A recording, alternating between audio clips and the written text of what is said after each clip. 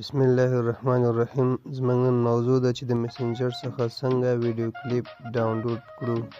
راځو خپل موضوع ته. دلته دوه قسمه کلیپونه موجود دي. ځینې دي چې د میسنجر څخه ډایرکټ ډاونلوډېږي، راساً ضرورت نشته دې ته چې ته څه وکړې، دا طریقه استعمال کړې. مثال دا کلیک به ونیسې، سیف ویډیو د باندې به کلیک کړې، ډایرکټ به دا سیف شي.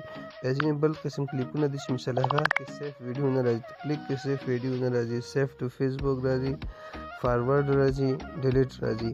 په دریو کې ته بیا نشي کولی دا ډاونلوډ کړې. دې طریقه دا لنډه طریقه دا به چې کلیک ونیسئ، کلیک هم ونیو، د باندې به سیف ټو فیسبوک، دا به دفعه سیف ټو فیسبوک کوي. دا چې کله سیف ټو فیسبوک شو، تاسو لاړ شئ خپل فیسبوک ته، خپل فیسبوک پرانیزئ، فیسبوک هم پرانیزئ. دلته به راشئ، د 3 ډاټ باندې به کلیک کړئ، دلته به راشئ، سیفټ باندې به راشئ. سیفټ باندې چې راغلی، دلته تاسو ته کوم ویډیوګانې تاسو سیف کړي هغه دلته راځي. کاپي لینک باندې به کلیک کړئ. کاپي لینک هم چې کلیک کړئ، دغه د اپلیکیشن زه لینک در کوم په ډسکرپشن کې کمنټ کې، د باندې به ډاونلوډ باندې کلیک کړئ.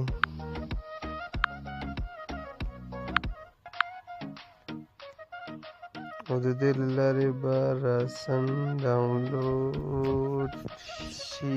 کله مو چې د زړه بټن ډاونلوډ باندې کلیک کړل، تاسو ته آپشن درکوي چې کوم یو ویډیو ډاونلوډوي آیډیو، بیا به د ویډیو باندې کلیک کړئ او ستاسو ډاونلوډ به شروع شي. چون ما دا مخکې ډاونلوډ کړی، اړتیا نشته چې زه ډاونلوډ کړم. نو دا طریقه دا ډیره ساده او اسانه طریقه ده. هیله ده چې ویډیو مو خوښه شي.